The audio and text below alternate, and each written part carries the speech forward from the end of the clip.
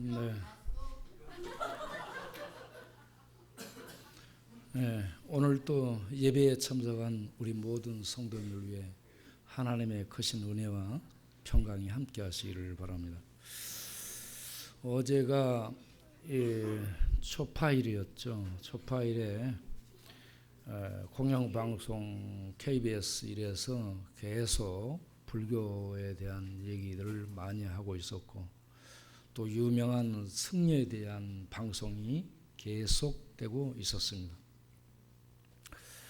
기독교는 몇 시간 간단하게 하는 데 비해서 불교 쪽에서는 많은 시간을 할애해서 이렇게 불교 여기저기 모든 전국적인 사찰도 보여주고 역사와 유명한 분들을 통해서 불교를 전파하는 것을 봤습니다.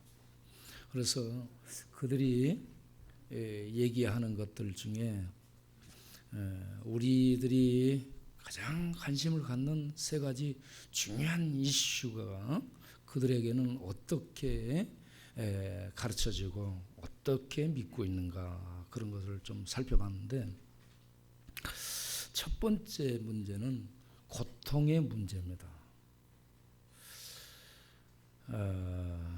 불교에 오는 목적 중에 하나가 고통을 벗어나기 위해서 온다라고 얘기합니다. 생로병사, 이 모든 것이 고통이죠. 이 고통을 벗어나기 위해서 그들은 어떤 것을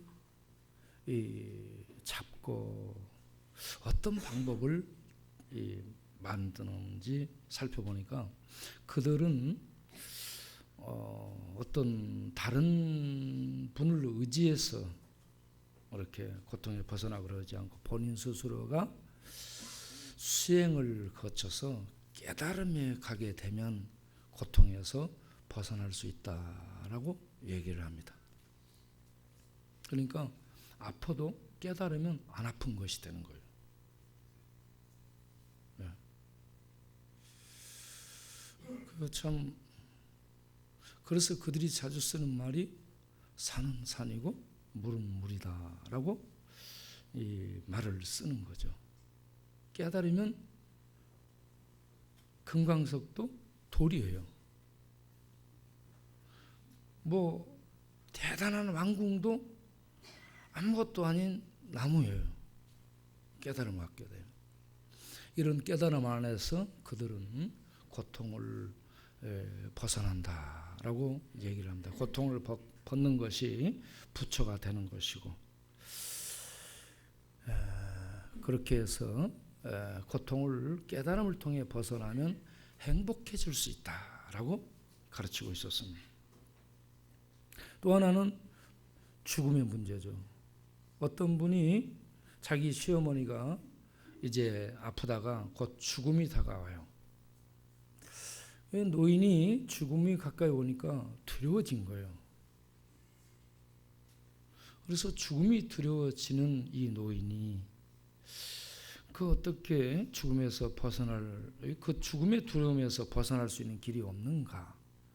또 죽음을 두려워하고 있는 노인을 보다 보니까 자기도 죽음이 두려워지게 됐어요. 그래서 이런 죽음의 두려움을 벗어날 수 있는 길을 좀 알려달라라고 하니까, 왜 자꾸 죽음을 생각하고 그러냐? 생각하지 않으면 되는데 라고 얘기합니다. 죽음이 시시각각 다가오잖아요. 그 죽어가는 것을 보잖아요. 그럼 죽음을 생각 안 할 수가 없잖아요. 그러면 죽음이 다가오면 어떻게 될까? 모르니까 두려워지잖아요. 그런데 그 죽음에 대해서 생각을 안 하면 되는데 왜 생각하면서 두려워하냐고 얘기합니다.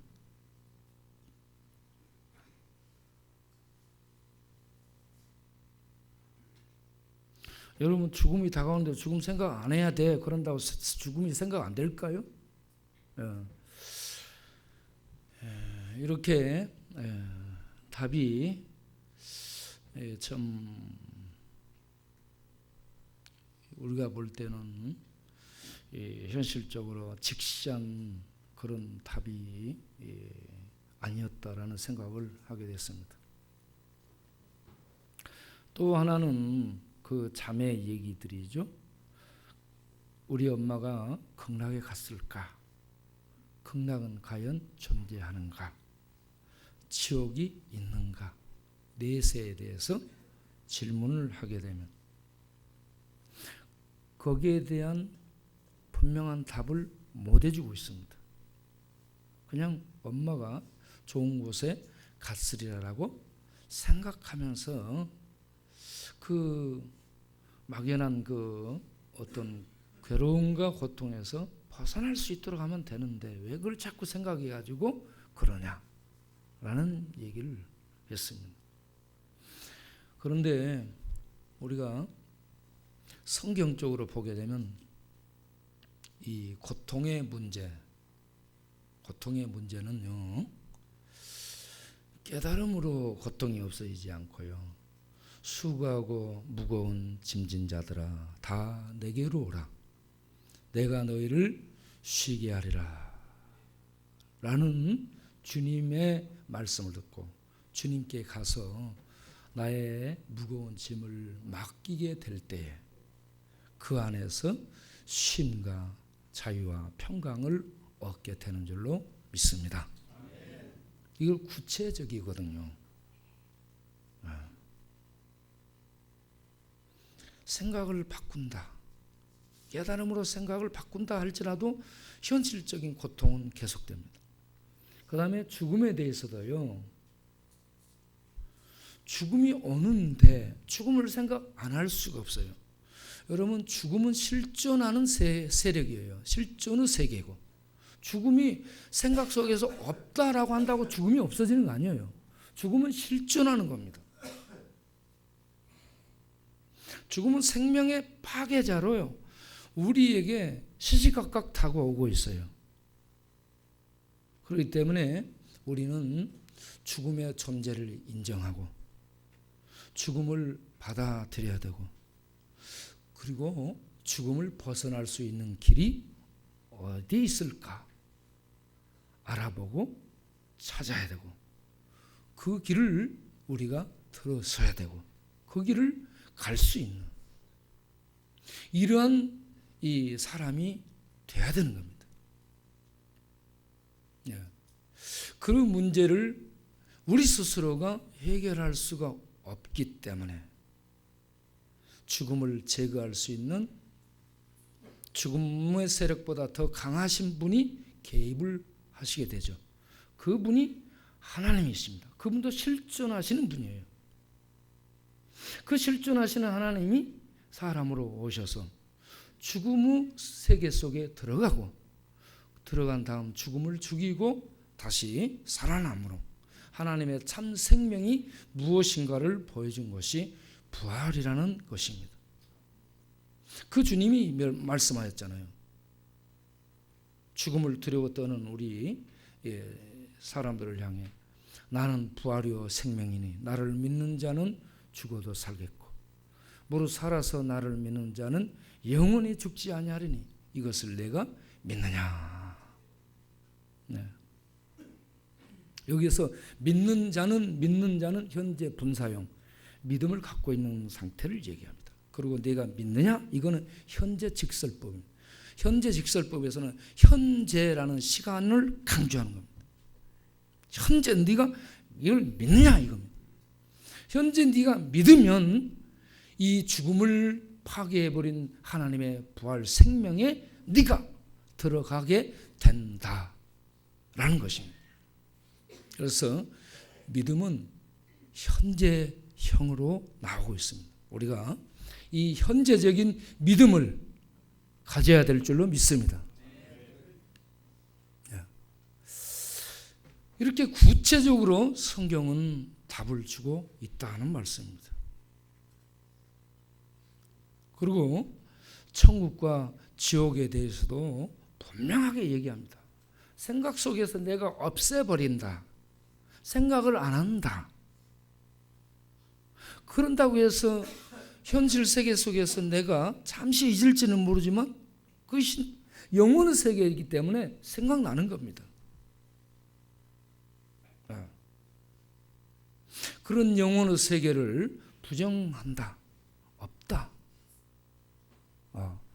그런다고 없어지는 것이 아니라는 얘기죠. 우리는 천국과 지옥에 대해서도 분명한 이 인식을 갖고 거기에 갈 수 있는 믿음의 준비를 할 수 있는 지혜로운 분들이 되어야 될 줄로 믿습니다. 이렇게 우리는 분명한 진리를 가지고 있고 그 진리를 받아들이고 있고 그 진리를 믿고 그 위에 서 있는데 불교 쪽에서는 굉장히 허무한 대답을 하고요. 어떤 이 생각을 하지 말라라는 쪽으로 이렇게 하니 생각나는데 생각 안 한다고 생각이 안 될 수도 없고요. 그리고 실제로는 그 세계가 다가오는데 뭐 내가 안 들어갈 수도 없고요. 그래서 많은 사람들을 속이고 있다라는 생각을 했습니다. 요한복음 8장 44절을 보게 되면 마귀는요 처음부터 살인자요 거짓의 아비라 했습니다. 거짓의 원조라고 했죠. 그래서 거짓이라는 말은 진리가 아니라는 얘기입니다. 진리가 아닌 것들로 진리인 것인 양 가르치고 포장해가지고 계속해서 역사를 가지고 이어져 오고 계승시키고 그걸 정통성을 부여해서 이거 정통 후에 하면서 가르치게 되고 그걸 또 배우고 연구하고 발전시키고 그러니까 공허한 그 허무한 그 거짓된 진리 토대 거짓 진리에서 이게 계속해서 발전하고 거듭되고 그러니까 이 역사가 있어서 그건 뭐가 있는 것처럼 보여지게 된다는 거죠.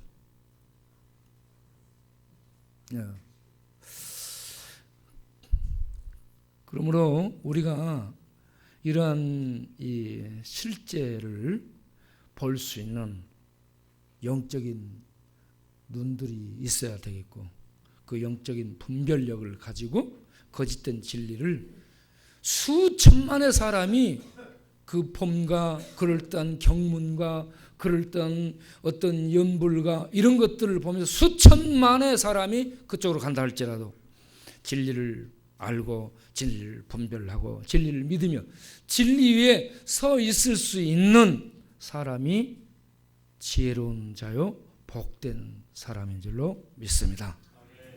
우리 성도님들에게 이런 영적인 안목이 있게 되기를 바랍니다.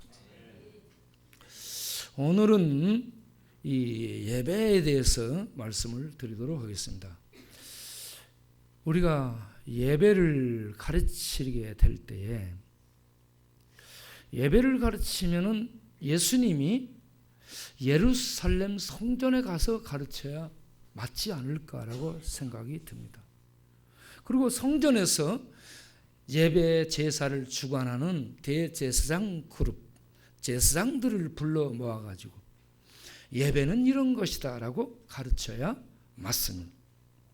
그렇지 않으면 학문적으로 연구하는 서기관들을 불러가지고 예배에 대한 원은 이런 것이고 예배는 이렇게 하는 것이고 예배의 이런 어떤 예식은 이런 것이어야 된다라고 가르치고 그것을 이 평신도 리더라고 할 수 있는 바리새인들에게 가르쳐서 이 어떤 예배를 이 그럴듯하게 바르게 잡아간다든지 그렇게 해야 맞는 것이 아닌가라고 생각을 할 수 있습니다. 그런데 예수님은 이 중요한 예배를 가르치는데 예루살렘에서 성전에서 제사장들에게 가르치지 않고 사마리아에서 수가의 한 우물가에서 죄 많은 한 여자를 만나가지고 이 중요한 예배를 가르치고 있습니다. 조금 이해가 안 가는 부분이죠. 우리 생각으로는 예루살렘에서 해야 되는데 왜 수가성에 가가지고 사마리아에서, 그것도 한 여자, 그 여자들은 그때 당시에 여자 사람도 아니에요. 사마리아는 사람도 아닌데 그것도 또 여자예요. 그거는 진짜 사람도 아닌데, 예? 이런 사마리아 여자를 만나가지고 이 중요한 예배에 대해서 가르치더라 하는 얘기입니다. 그래서 참 많은 것을 생각하게 했습니다. 우선 우리가 이 살펴봐야 될 단어가 수가라는 이 동네입니다. 수가. 예수님이 유대에서 다시 갈릴리로 가는데 유대인들은 사마리아 땅으로 통과하지 않습니다. 요단강길로 가든지 해변길로 가든지 하지 중앙 사마리아를 통해서 가지 않습니다. 왜? 사마리아 사람들을 만나니까. 사마리아 사람들은 더럽고 불결하고 부정탄 이방인들과 같은 그런 족속이기 때문에 걔들을 상종도 안 한다는 말도 안 하고요, 밥을 안 먹는다는 것을 얘기합니다. 교제를 안 한다는 얘기예요. 교제의 대상이 아니라는 얘기예요. 예. 그런데 예수님이 일부러 사마리아로 들어갑니다. 예.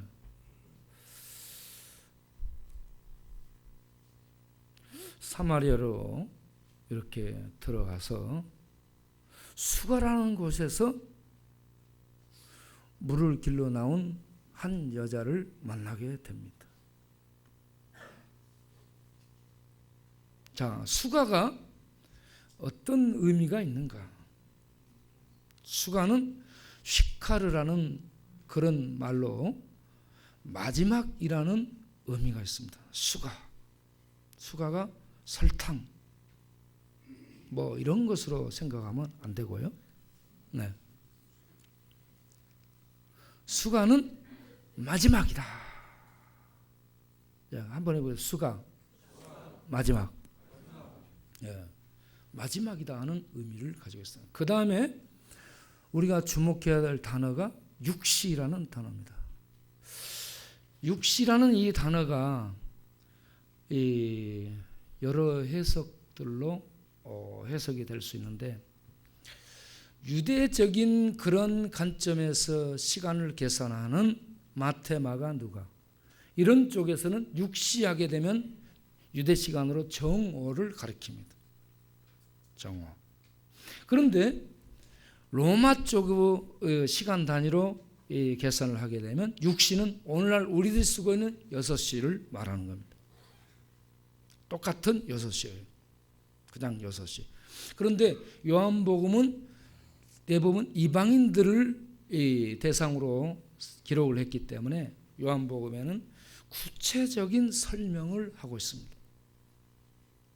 6월절이 되어서 예수께서 예루살렘에 올라가시니라 하면서 구체적으로,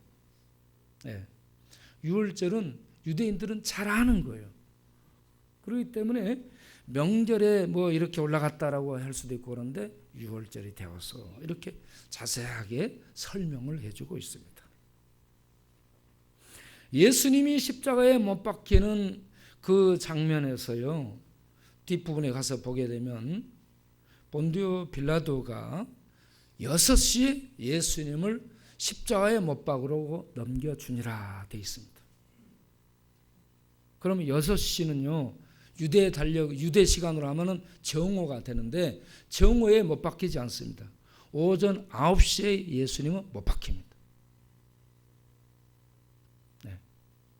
3시에 못 박히고 6시에 정오를 지나서부터 어두워지면서 오후 3시, 9시에 예수님이 돌아가시는 것으로 그렇게 다른 복음서는 기록을 하고 있습니다. 마가복음에서 구체적으로 예수님이 오전 9시에 못 박힌 것으로 기록을 하고 있습니다. 그러면 여기에 6시에 요한복음은 이렇게 예수를 십자가에 못 박으러 넘겨줬다 하면 정오에 넘겨주면 안 되는 겁니다. 그거는 오전 6시를 가리키는 단어입니다. 오전 6시에 빌라도가 예수님을 십자가에 못 박으러 넘겨주고 저들이 넘겨받아서 예수님을 채찍질하고 두들겨 패고 그런 다음에 십자가를 메고 골고다로 올라가서 못 박히게 된 것이 몇 시간이 지나서 오전 9시가 됐다. 이게 맞는 겁니다. 그래서 요한복음에 기록된 시간 단위가 로마식의 이런 시간 단위로 계산을 하고 있다라고 볼 수가 있습니다. 그러면 본문에 나온 6시는 수가라는 마지막이라는 개념을 가진 의미를 가진 이 동네에서 오후 6시에 예수님이 이제 우물가에 나온 한 여자를 만났다라고 볼 수가 있습니다. 오후 6시는요 하루가 마감되는 날이 시간이에요. 그리고 다음 날이 시작되는 시간입니다. 마지막이며 시작이에요. 오후 6시가. 그래서 이 수가라는 마지막이라는 이 의미를 가진 우물가에서 오후 6시 하루가 저물어가는, 그래서 하루 종일 걸어서 행로의 고난, 그런 예수님이 하루를 마감하는 그런 시간대에 우물가에 물을 길러 나온 한 여자를 만났다. 이렇게 상황을 이해하고 들어가면은 좋으리라 라는 해석입니다. 그리고 이 사마리아 여인은 어떤 여인인가?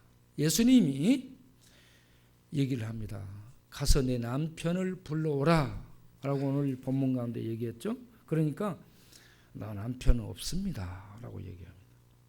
예수님이 너에게 남편 5이 있었느니라. 그러니까 여자가 뭐라고 얘기해요? 어머나 어떻게 그걸 아세요? 이렇게 됐습니다. 예수님이 관심법을 써가지고 그 모든 것을 쏙들이 다 알아버린 거죠. 그렇죠? 예수님은 이 전지전능하신 하나님이시기 때문에 이렇게 모든 것을 알고 계십니다. 자, 이 여인, 이 남편이 5명이나 있었다는 이 여인은 어떤 여인일까? 첫 번째로 실제로 5 남편을 거친 여자로 볼 수 있습니다.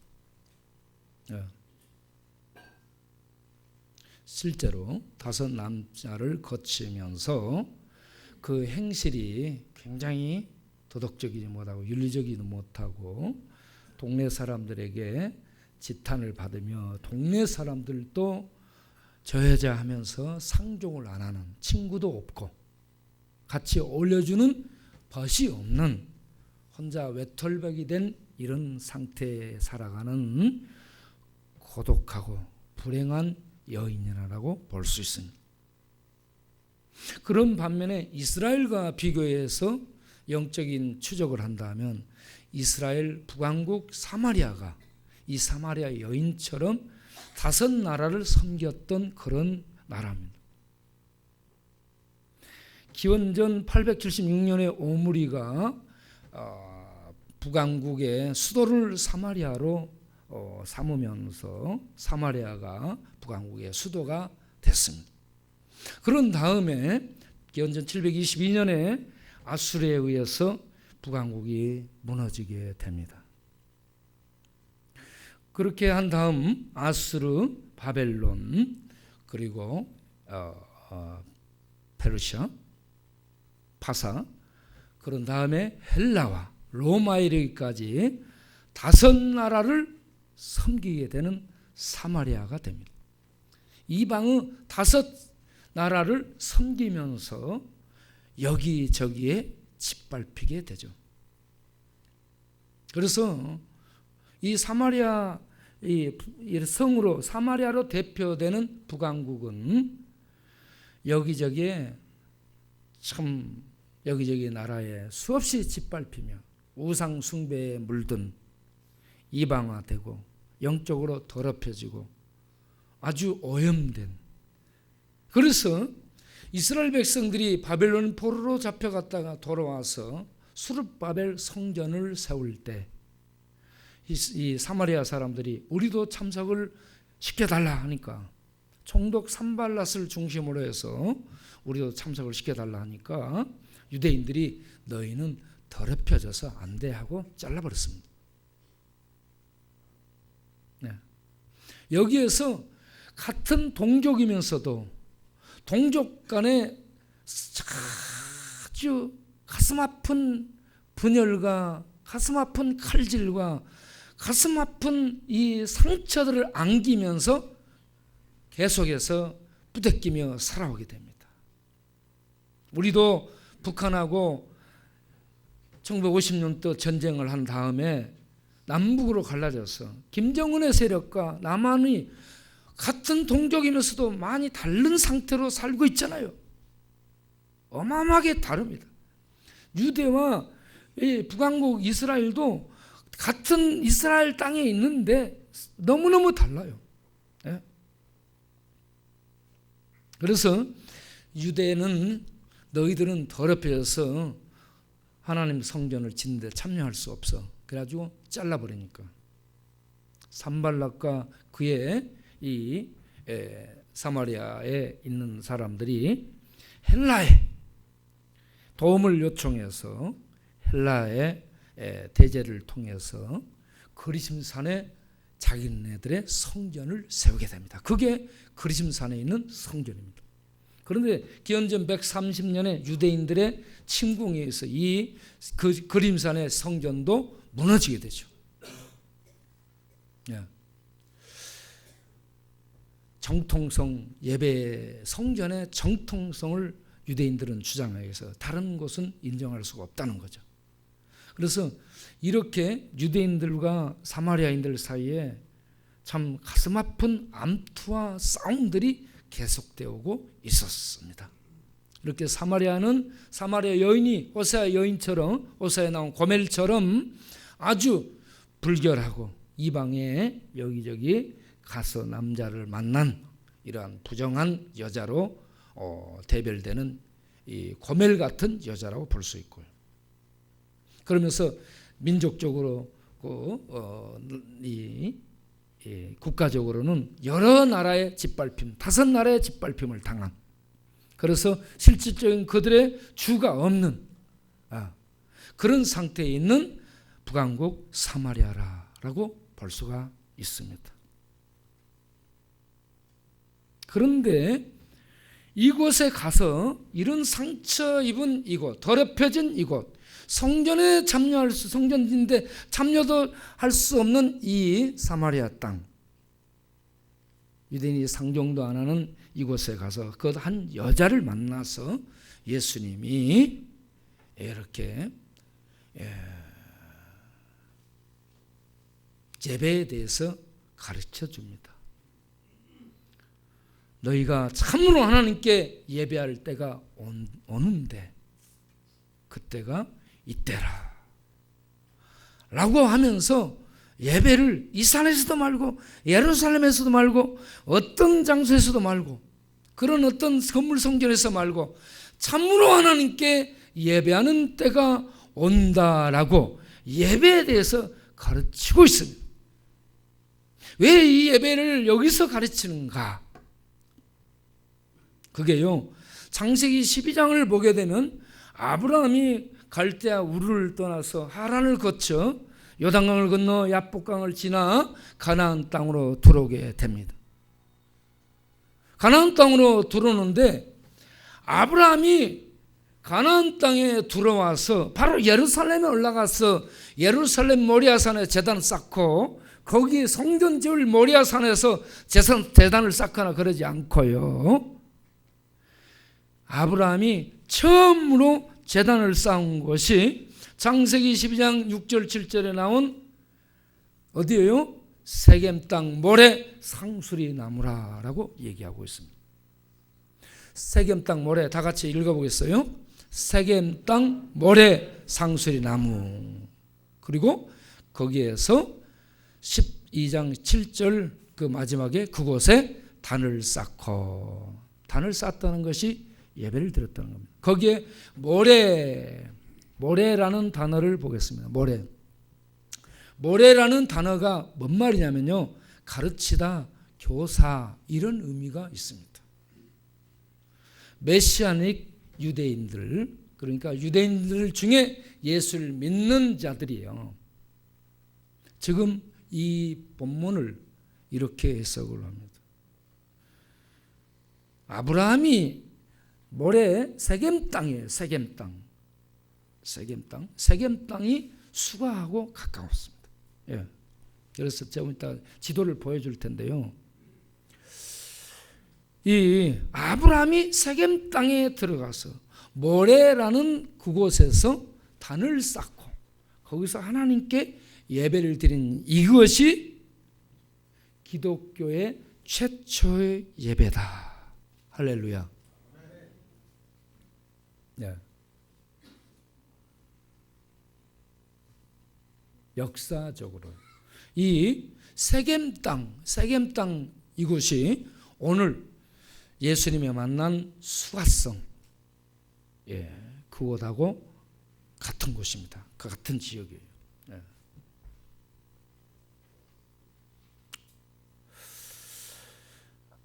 모래라는 것이 가르치다라는 의미를 가지고 있는데 아브라함이요, 뭘 가르치냐?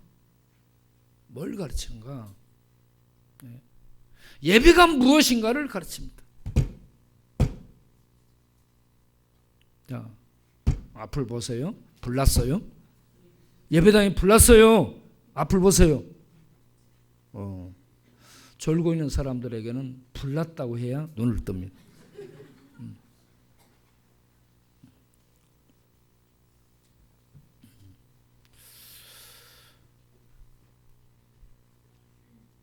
모래, 여기에서 모래는 가르치는 건데 아브라함이 세겜의 모래에서 예배를 드림으로 믿음의 조상인 아브라함이 하나님 앞에 예배 드린 것을 처음으로 시작하는 이걸 통해 기독교인들이 하나님께 어떻게 예배 드려야 될 것을 가르치고 있다는 얘기입니다. 할렐루야. 그러면 아브라함이 뭘 가르치고 있는가? 갈대아 우르에서 하나님이 나타나가지고 너는 떠나라 했거든요. 고향 본토 아비 집을 떠나라 했어요. 모든 경제적인 모든 기반을 다 다져놓고 살고 있는 그곳을 가족들과 떠나라.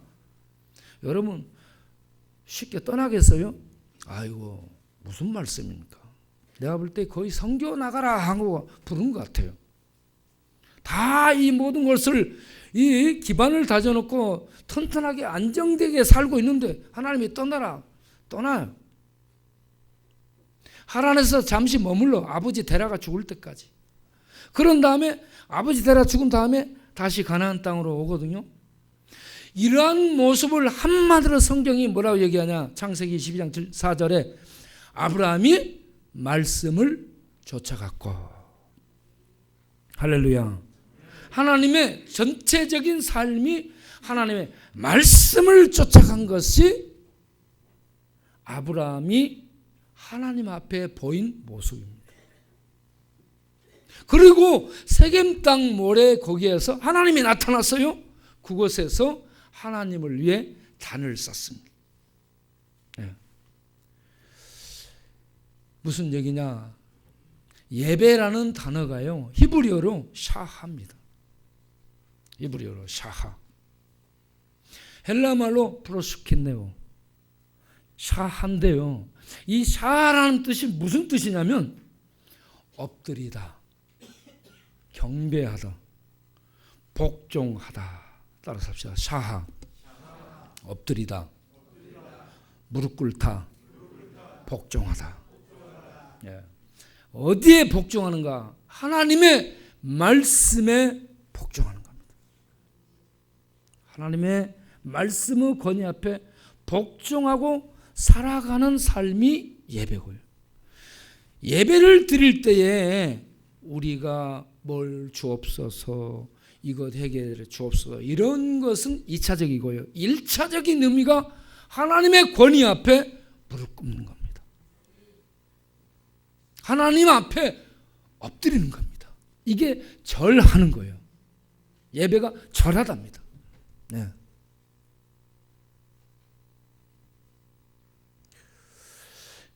하나님 앞에 나와서 하나님을 만나는 영광, 그분을 배웠고 그 하나님께 만남의 교제를 감히 죄인들이 얻게 되며 그 영광 앞에 나아가서 그 하나님의 영광을 배우며 그 하나님을 만나 이렇게 축복을 받을 수 있게 됐다는 이 자체가 너무너무 큰 은혜이기 때문에 하나님 앞에 먼저 엎드려서 절하고 하나님의 말씀과 권위를 인정하고 하나님께 절을 한 다음 제단을 쌓은 다음에 나와서 삶 속에서 하나님의 말씀의 권위를 따라 살아가는 삶이 지속되는 것이 예배다는 겁니다.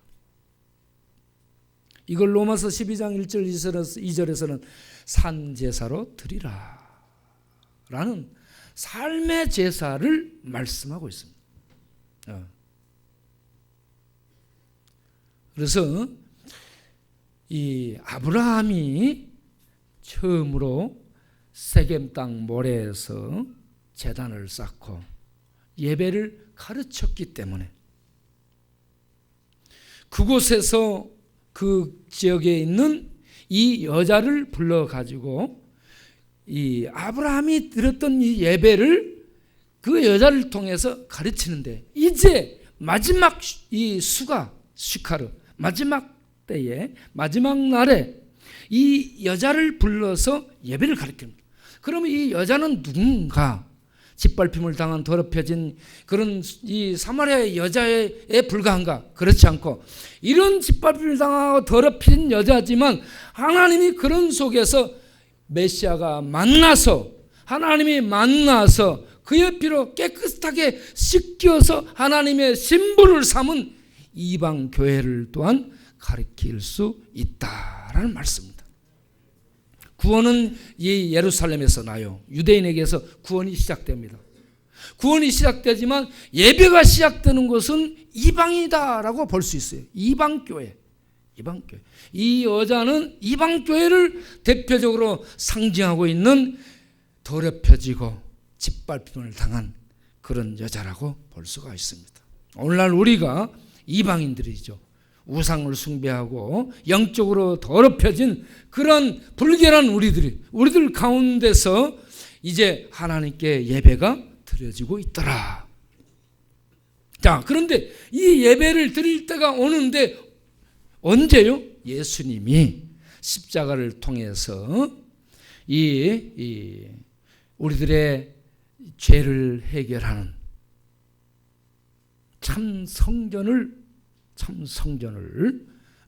만든 그러한 이 상황에서 예수님을 통해서 우리들이 예배를 드리게 될 때에 성령의 인도를 받으며 예수님 안에 성령이 거하시고 예수님을 통해 성령이 번임을 받고 그렇습니다.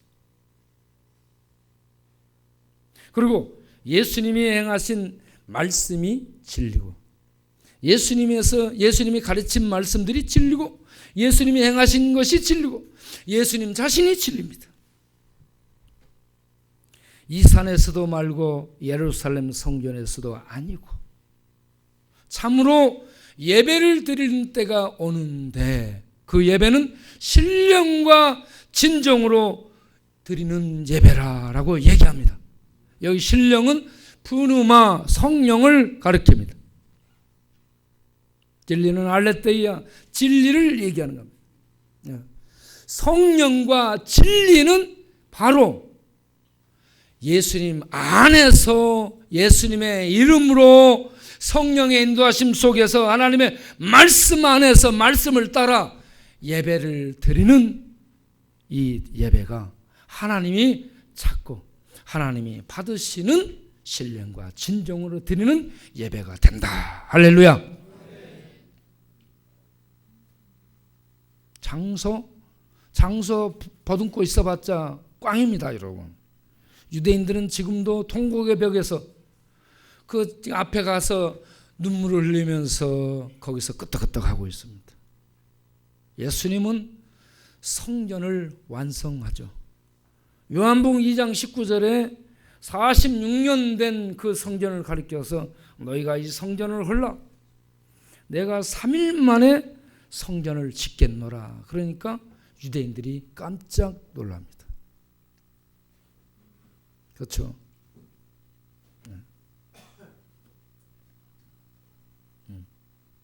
새로 지은 성전은요, 예루살렘 건물 성전이 아닙니다. 그리심산의 성전이 아닙니다. 에발산에 세운 여호수아 세운 성전도 아닙니다. 에발산에 이 역사가 있어요. 자, 여러분 이 지도를 잠깐 보겠는데요. 세겜과 세겜은 언덕이라는 의미를 가지고 있습니다. 세겜에서 양쪽으로가 이 에발산과 에발산이 북쪽에 있고 여기가 세겜이면 남쪽이 이 그림산이고 그렇습니다. 자, 세겜. 자, 세겜이 저기다 하면 이렇게 양쪽으로 에발산이 있고 불 끄지 말고 그냥 놔두세요. 그림산이 있고 그렇습니다. 네. 자, 그러면 이 지형상으로 이렇게 지도상으로 한번 보도록 하겠습니다. 지도상으로. 지도 좀 확대를 시켜가지고 지도를 좀 확대. 저 지도를 좀 확대를.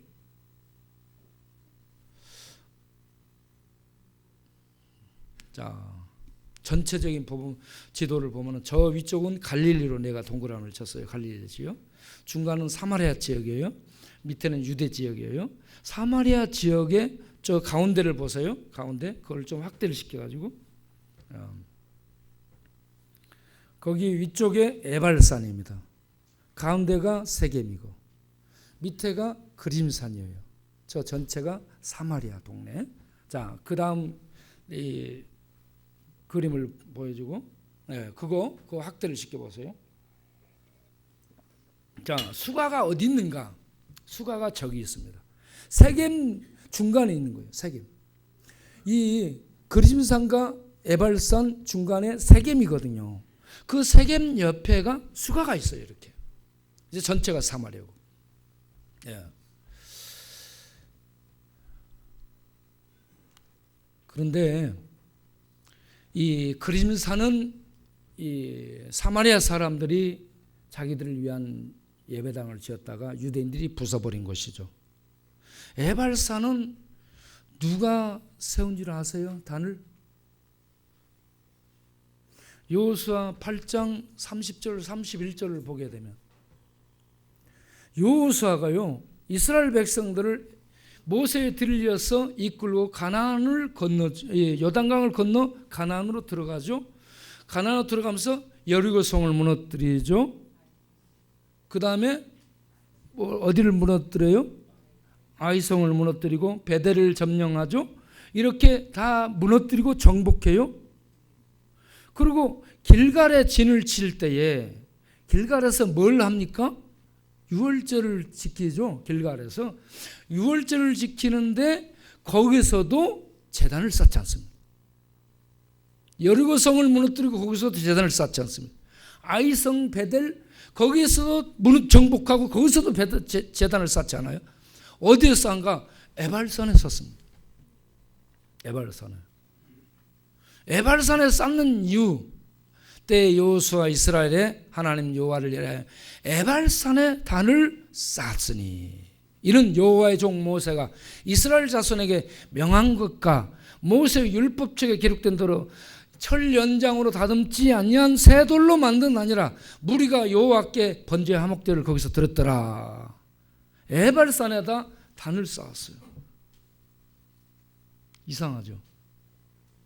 축복의 산이라고 하는 그림산에 쌓지 않고 에발산에 단을 쌓으라 했거든요. 왜 그렇게 했어요?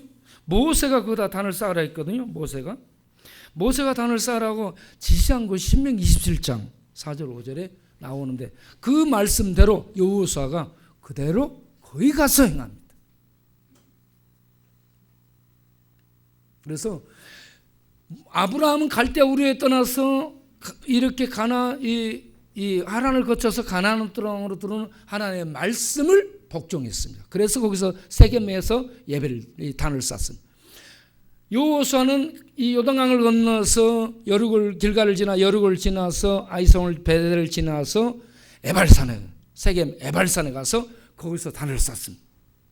거기에다 12돌을 세웁니다. 에발산에 12돌을 크게 세우고 거기다 율법들을 기록하고 그 율법들이 선명히 나타나고 회를 발라요. 석회를 발라. 그렇게 해서 후대가 다 그 하나님의 말씀을 보도록 한 겁니다.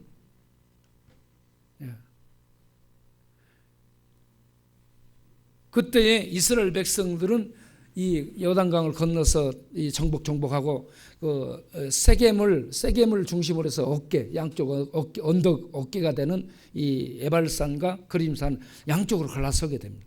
갈라서서 축복과 저주를 거기서 낭독을 하죠. 에발산 저주 그쪽에다가 저주하라고 한 그쪽 저주산이라고 하는 에발산 거기다가 12돌을 세우고 거기에다가 율법을 기록합니다. 여호수아가. 여러분 가서 확인해 보세요. 지금 단이 그대로 있답니다. 그 에발산에 여호수아 제단터가 그대로 있대요. 지금. 그러니까 세겜에서요 하나님께 예배드린 아브라함의 첫 예배가 드려졌고요. 저주절에서 산을 쌓고 하나님께 예배가 드려졌습니다. 이곳 처음으로 믿음의 조상 아브라함이 예배드린 곳이고 야곱도 하란에 갔다가 돌아와서 세겜 땅 거기 가서 예배드립니다. 그리고 이스라엘 백성은 애굽에서 나와가지고 거기 가서 예배드리는데 저주를 먼저 이 저주의 산인 에발산에서 단을 쌓고 율법을 낭독하고 기록하고 예배를 드립니다. 율법의 저주와 복을 하나님이 해결하기 위해서 그 아들을 보내시고 십자가에서 그 모든 율법의 저주를 속량하시고 감당하시고 그 백성을 구원해내시고 저주와 모든 죄악을 속량한 다음 예수 하나님의 진리신 예수 안에서 성령의 역사심 속에 하나님께 참으로 예배드리는 때가 오나니 예수님이 십자가를 지고 구원을 이루는 때입니다. 할렐루야. 메시아가 오면은 이걸 한다. 그때 이 여자를 통해 메시아가 오면 그렇게 한다 했습니다. 내가 메시아다. 예수님이 그걸 하기 위해서 왔노라. 저는 이런 부분들을 보면서 많은 전율을 느꼈습니다. 놀라운 역사적인 이 예배에 대한 가르침. 그냥 예배 드리는 게 아니에요, 여러분.